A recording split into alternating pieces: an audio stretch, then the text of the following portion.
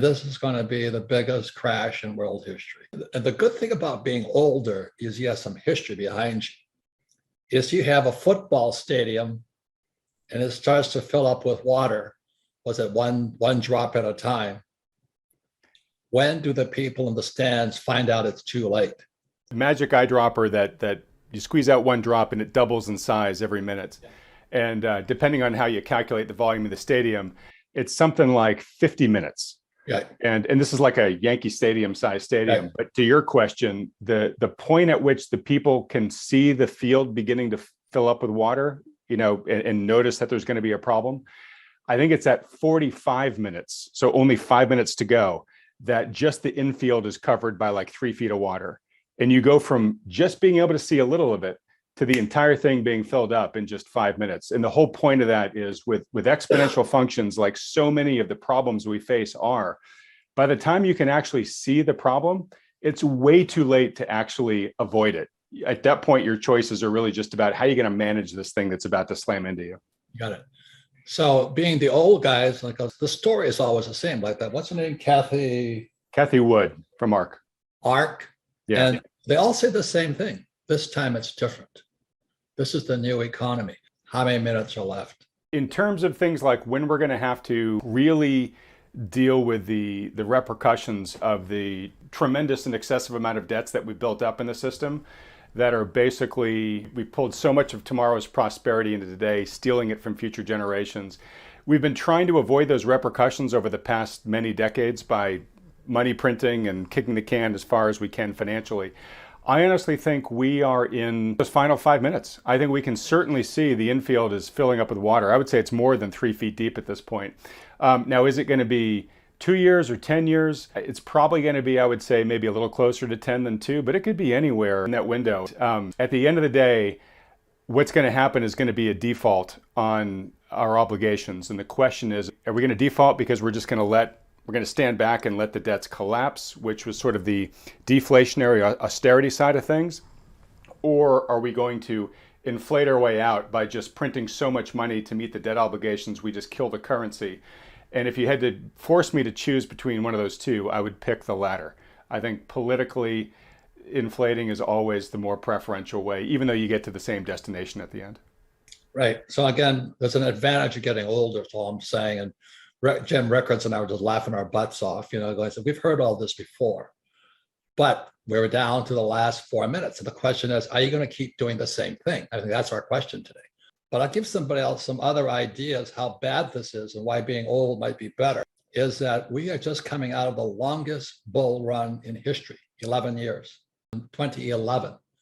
And at 2011, I made the biggest fortunes of my life because that was the MBS, mortgage-backed securities, and the CDO crashes, the real estate crashed. And I backed up the truck and I borrowed $300 million to buy the best real estate all across the Southwest. I'm watching all these young guys, they entered the longest bull market in history. They're walking around in diapers in 2008, and now they're on YouTube with their channels and they're talking about this, they're talking about that. They've never seen a crash.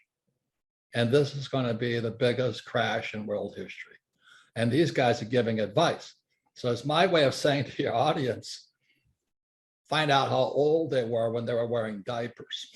And be careful who you're taking advice from. How old are they? Because this is the longest bull market in history. And I look at some of these young kids, and I own some Bitcoin, I own some Ethereum, but they're all saying the same thing. This time it's different, and Bitcoin's crashed. And, the Federal Reserve Bank, I can't believe that. I mean, people say, don't fight the Fed and all this. Well, my question to everybody is this: can the Fed print oil? Can the Fed print gasoline? Can it print food? But everybody sits there and they've been brainwashed by Wall Street to go, do as the Fed tells you to do. Well, you got to be kidding me. Those guys are the three stooges, Janet Yellen, Biden, and Powell. You got to be kidding me. Why would you listen to them? Just like they eventually created the inflation they were looking for, but just got way too much of it, I think they're going to get the same demand destruction they're looking for, just way too much of it again. This thing out of being old, because I remember Volcker saying it's going to crush, so he raised interest rates, right?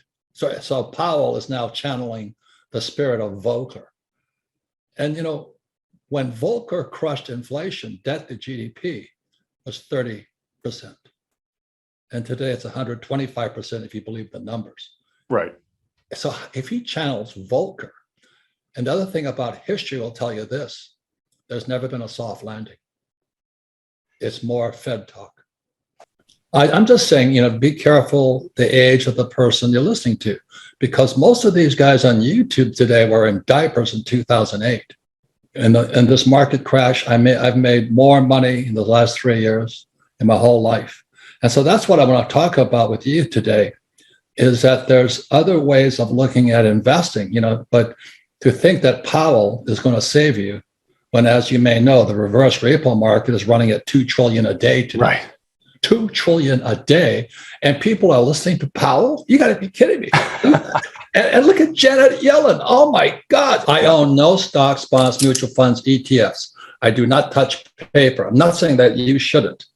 But I'm saying people have been brainwashed by the Fed, the Treasury. Go to school, get a job, pay your taxes, get a high-paying job, and invest for the long term in a well-diversified portfolio of stocks, bonds, mutual funds, ETFs. It was in 1974 when I came back from Vietnam, a two-tour Marine helicopter pilot. I saw communism at work. It was not pretty. And I come back in 1974, they passed ERISA. ERISA stands for 401k right now, or IRA. And I went, oh my God, they're funneling my generation, the boomers, into the stock market. And they don't know anything about money. And in 1974, the biggest exodus, Adam, was school teachers suddenly becoming financial planners. I watched that with horror. Interesting. I watched it in horror. That's the poor leading the blind. And today we have baby boomers who are hoping the stock market stays up in their 401k just as Social Security goes bust. You think that's an accident? That's all I'm saying. I'm just a Marine. I'm a dumbass Marine lieutenant, flew the gunship, went down 3 times. But today I listen to this bullshit and I go, oh my God, how can we be that stupid? Because we went to school, we did as we're told. Don't fight the Fed, do as the Fed tells you. Invest for the long term on a well-diversified portfolio of stocks, bonds, mutual funds, ETFs. And don't worry, Powell is now channeling Volcker. When the debt to GDP is 120%, you got to be kidding me. So when they were dropping the interest rates, I thought I died and went to heaven, because I'd buy apartment houses. I own 13,000 apartment houses.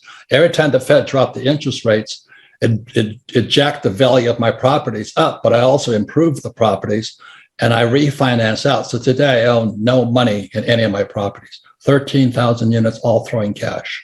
Cash flow, positive. It's also called an infinite return. New York Times, because Rich Dad never went to school. But my poor dad was a PhD, which stood for poor, helpless, and desperate. And he was in charge of labor unions. He was pro-tax. He was pro-tax to rich. Sounds like AOC to me. Do you know what I mean? I'm listening to this and going, my family, oh my God.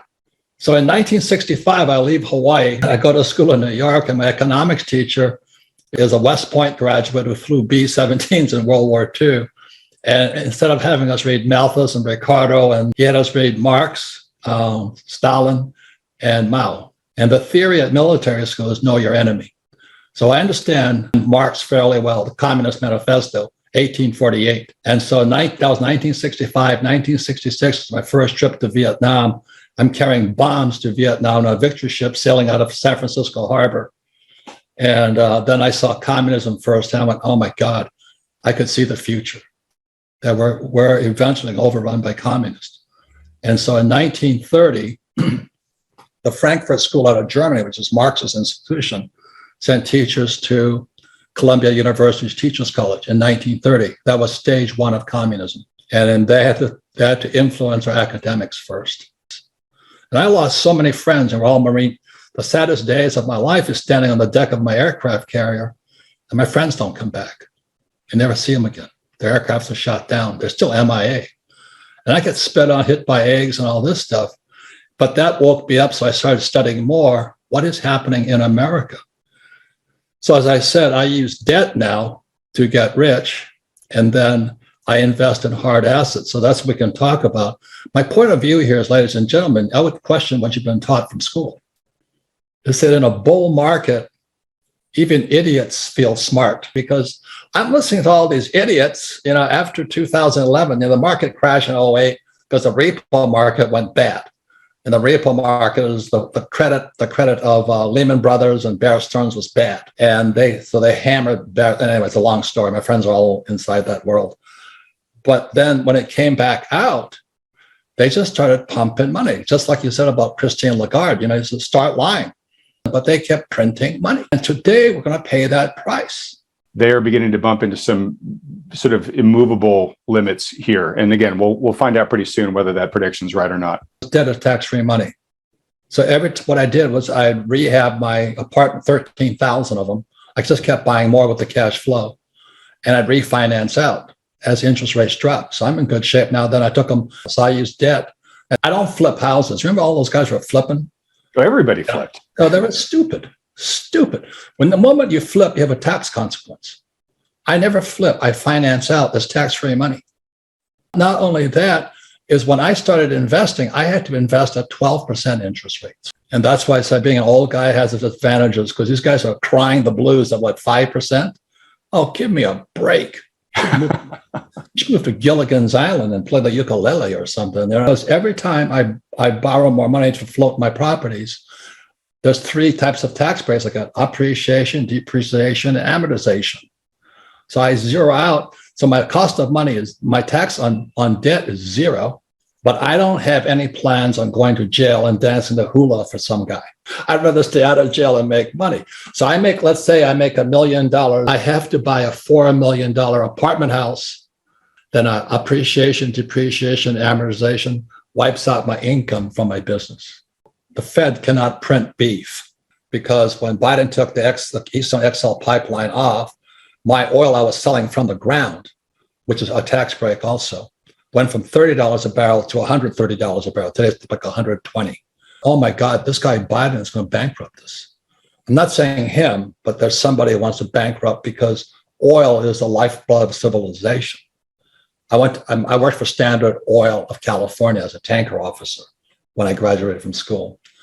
I understand oil. I was on the Alaska pipeline and all this. I'm like, he's screwing us.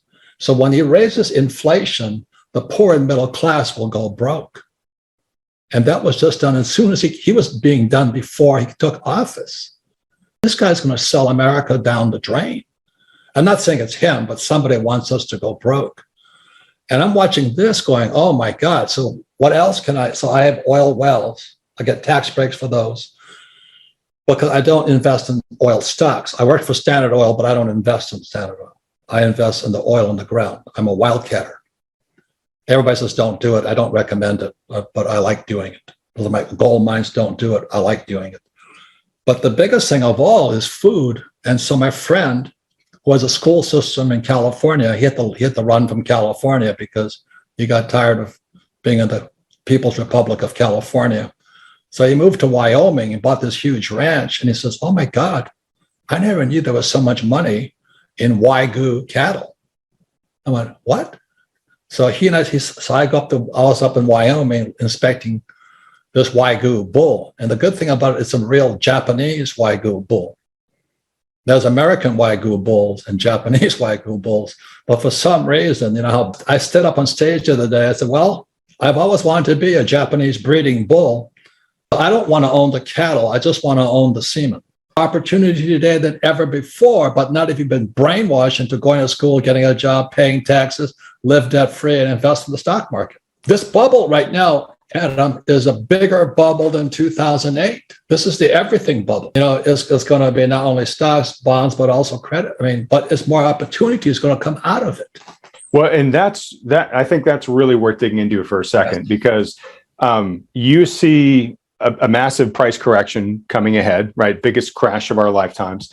But you were looking at that anticipation, some optimism of, hey, that's going to give me a chance to get some great values, right? You're not saying the world's ending, we're all going to die. You're saying, hey, for those folks that are paying attention here and prudently position themselves, this could be one of the gateways to one of the best futures around. And that's what I'm saying. Be careful who you listen to, because your best asset, but also your biggest liability, are the ideas in your head.